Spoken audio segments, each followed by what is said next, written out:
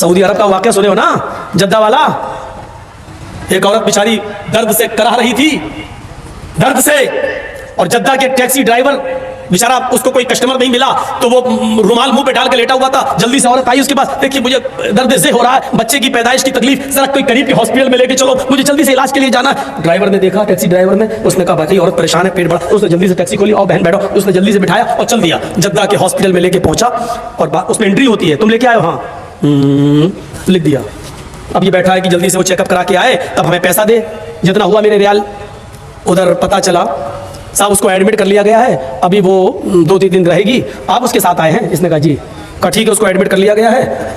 और उसने सोचा कि चलो हम चलें, 1-2 दिन के बाद आऊँगा, देख लूँगा अगर बच्चा अच्छा पैदा, अभी इतनी जल्दी छुट्टी थोड़ी हो जाएगी, डिलीवरी का मामला है, जब गुजरूंगा तब ले लूँगा पैसा। ऐसा वो चला गया। ये घर में जैसे ही लेटा, ईशा के बाद सोया, फजर की नमाज जमात के साथ पढ़ने जाता था और फजर के बाद टैक्सी चलाता था। फजर की नमाज पढ़ के जैसे ही घर आया, इसकी बीवी ब्रेड और आमलेट बना के लाई, टेलीफोन की घंटी बजने लगी इसके घर पर, क्योंकि जब रजिस्टर पे जब इसने औरत को छोड़ा तो अपने घर का मोबाइल फोन और नंबर सब लिख दिया था। फोन, फला बोल रहे हो जी?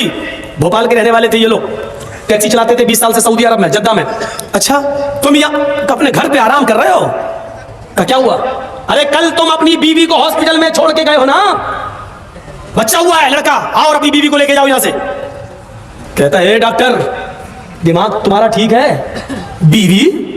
अच्छा वो ये फोन मैंने उठाया, कहीं मेरी बीवी ने उठाया हुआ होता तो कयामत आज ही आ गई होती। कहा आ रहे हो या मैं पुलिस भेजूं तुम्हारे घर? जिस औरत को यहाँ एडमिट कराने आए हो उसने कहा वही मेरा शौहर था जो यहाँ छोड़ के गया है। मैं आ रहा हूँ, तेरा सत्यानाश जाए चुड़ैल। उसने टैक्सी चलाई और धर से चलाता हुआ चला गया। कहने लगा क्या बदतमीजी है? उसने कहा तुम मुझे छोड़ के चले गए, तुम्हें शर्म नहीं आई? मैं कितनी परेशान। रोना शुरू कर दिया। औरत के आंसुओं में भी बड़ी ताकत होती है।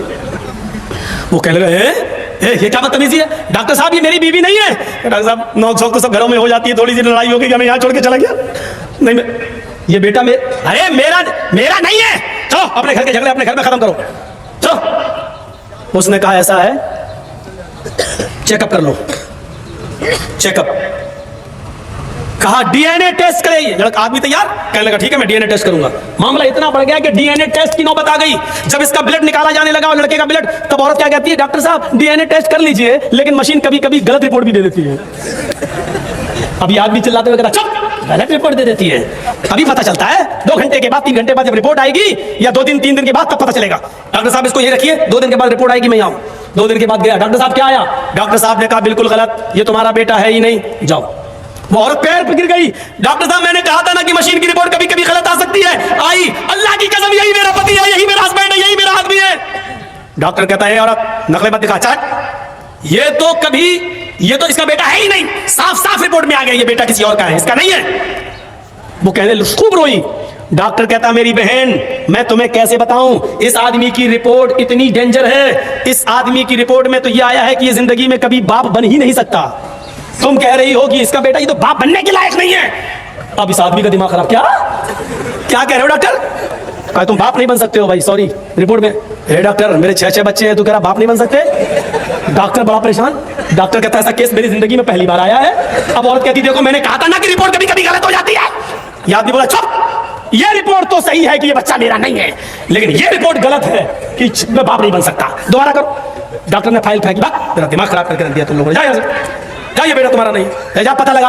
अब वो फाइल उठाई और टैक्सी में रखा और चलने लगा। बाप नहीं बन सकता, बड़बड़ाता हुआ जा रहा है। फिर सोचता है जमील साहब अगर ये रिपोर्ट सही है तो पता लगाओ ये खेत कौन जोत रहा है, ये बच्चे हैं किसके। सीधे घर में घुसा, टैक्सी लेके आया, मारी दरवाजे पे लात। बीवी कहती इतने गुस्से में दरवाजा खोला, उठाई चप्पल अपने पैर की 15-20 पहले मार दी। तुम तो रोज इज्जत करते थे, आज क्या हो गया तुम्हें? कस्टमर नहीं मिले, पैसेंजर नहीं मिले तो उसका गुस्सा मेरे ऊपर क्यों उतार रहे हो? कस्टमर का गुस्सा नहीं उतार रहा हूं, पहले ये बता कि ये 6 बच्चे किसके हैं। औरत कहती है आपको क्या हो गया? पूरी जिंदगी अमानतदारी के साथ में चली आपके साथ और आपने कभी हाथ नहीं उठाया, और आज के बच्चे किसके? फिर बता रही कि नहीं बता रही? तेरा झूठ छुप नहीं सकता, पता चल चुका है मुझे। ये मेरी रिपोर्ट कहती है कि मैं बाप नहीं बन सकता। ये बता कि बच्चे किसके, तो मालूम नहीं, मैं बता रही हूँ। का क्या? का गुस्सा ठंडा करो पहले, अब वो तो हो ही जाएगा, पहले बता। कहा कि आप का भाई भी रहता है ना यहाँ, आप रात में टैक्सी चलाते हैं, दिन में वो रात में चलाता है। मतलब आप जब दिन में टैक्सी चलाते हैं तो वो रात में टैक्सी चलाकर घर में आ जाता है, फिर वो दिन भर घर में रहता है। और जब आप रात में घर पे आते हैं सोने के लिए तो वो रात में टैक्सी चलाने के लिए चला जाता है। आपकी ड्यूटी दिन की है, उसकी रात की है। मेरे शौहर गुस्सा मत होइए, ये बच्चे उसी के हैं, क्योंकि मुझे उम्मीद थी कि तुम बाप नहीं बन पाओगे। कहा कि यहाँ तेरा क्या, यहाँ तो सीधे गर्दन कटेगी तेरी, कत्ल। उसने उसी वक्त टिकट बनवाए और वापस भोपाल में आया और अपनी बीवी को तलाक दिया। और इद्दत गुजारने के बाद कहा छोटे भाई से, जब छोटे भाई ने ही मेरी पेट में छुरी भोंक दी और जब बच्चे ही तुम्हारे हैं तो बेहतर यह है कि तुम ही इस औरत को अपने निकाह में रखो, मैंने इसको तलाक दे दी है। बड़े भाई की बीवी को कौन संभाल रहा था? छोटा भाई, देवर। अब ईमानदारी के साथ बताओ ये हदीस कैसी लग रही है? अरअयतल हम्व या रसूलल्लाह, अल्लाह के रसूल क्या देवर से भी पर्दा करूं? अल्लाह के नबी ने कहा हम्वुल मौत, देवर तो मौत है भाभी के लिए। औरों से थोड़ी बहुत पर्दे में कमी हो जाए तो चलेगी, लेकिन देवर तो हर वक्त वही रहता, आना जाना। देवर भाभी के लिए मौत है। बंगाल वालों सुन लो, ये चंद मदरसे जो चल रहे हैं आज इनकी बरकत है कि औरतें कुछ बंगाल की सरजमीन पर नकाब और बुर्का और पर्दे के साथ दिखाई देती हैं, वरना मैं 20 साल पहले जब आया था तो बुर्का नाम की चीज दूर दूर तक नजर नहीं आती थी। 20 साल पहले जब आता था एक साथ मर्द और औरतें तालाब में नहाते थे। गुसलखाने ऐसे बने हुए नहीं थे, मौलाना जर्जिस को भी तालाब में नहाना पड़ता था। वो दिन हमने भी देखे बंगाल की सरजमीन पर और कलियाचक के इलाके में। कमानी साहब गुसलखाना बाथरूम नहीं बना, चले कहाँ ना, हम लोग तो तालाब में नहाते हैं, हम लोग भी नहा रहे हैं। हमारे लिए इतना होता था कि उस कोने पे तुम नहा लो, इस कोने पे औरतें नहा रही। ये चंद मदरसों की बरकतें हैं आज थोड़ा बहुत पर्दा दिखाई दे रहा है, लेकिन मजीद अभी पर्दे की जरूरत है, मजीद पर्दे की जरूरत है। हज़रत फातिमा जैसा पर्दा के इंतकाल के वक्त अपने शौहर से कह रही हैं, अली जब मेरा इंतकाल हो जाए तो मुझे दिन के उजाले में नहीं, रात की तारीकी में और रात के अंधेरे में दफन करने के लिए ले जाना। पूछा फातिमा ऐसा क्यों कह रही हो? कहा अली मैं नहीं चाहती हूँ कि जब मेरा जनाजा निकले तो दिन के उजाले में निकले और मेरे कफन पर गैर मर्द की नजर पड़े। मैं चाहती हूँ कि मेरा जनाजा रात के अंधेरे में निकले और मेरे मुर्दा जिस्म पर पड़े हुए कफन पर भी किसी गैर मर्द की नजर न पड़े। ये पर्दा जो हिंदू धर्म के अंदर है वो इस्लाम के अंदर भी है। मेरे प्यारे साथियों, ये समानताएं हैं। और जहां तक मरने के बाद दोबारा जन्म, ये तो हिंदू धर्म में बहुत बाद में आया है। मरने के बाद इंसान ने अच्छे कर्म किए होंगे तो ऋषि मुनि बनेगा, इंसान बनेगा, और बुरे कर्म किए होंगे तो कुत्ता बिल्ली चूहा बंदर छछूंदर यही सब बना दिया जाएगा। ये बहुत बाद में आया है, वरना ऋग्वेद का मंत्र तो यह है मृत्यु जन्मम मृत्यु पश्चातम द्वितीय जन्मम भवति ने तृतीय ने चतुर्थ ने पंच ने षष्ठ ने सप्त ने अष्ट ने नवम ने दशम का। मरने के बाद तुम्हारा दूसरा एक जन्म होगा, मरने के बाद तुम्हें दोबारा उठाया जाएगा। तुम्हारा तीसरा जन्म नहीं होगा, चौथा नहीं होगा, पांचवा नहीं, छठा नहीं, सातवां नहीं, आठवां नहीं, नवां नहीं, 10वां नहीं, यानी मरने के बाद तुम्हारा एक दूसरा ही जन्म होगा। मनुष्य बनकर तुम उठाए जाओगे, इंसान ही बनकर तुम उठोगे। मरने के बाद कुत्ता बिल्ली चूहा बंदर नहीं बनना है। कहीं देखा है आपने? अकल क्या कहती है? गेहूं का दाना जमीन में डालो तो क्या पैदा होगा? कभी देखा गेहूं से चावल पैदा हुआ हो? गेहूं डालोगे गेहूं पैदा होगा। आम की गुठली जमीन में डालोगे तो आम ही लगेगा। तरबूज डालोगे, हैं, वाटर लेमन, तो आप क्या समझते हैं क्या पैदा होगा? तरबूज का बीज डालोगे तो तरबूज ही पैदा होगा। लेमू का बीज डालोगे तो लेमू पैदा होगा।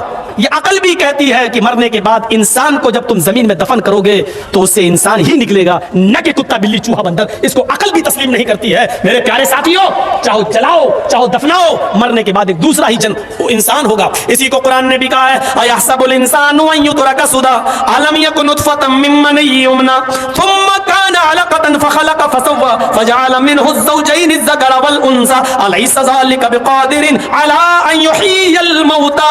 इंसान, क्या तू ये समझता है कि तुझे बगैर हिसाब किताब के यूं ही छोड़ दिया जाएगा? नहीं नहीं।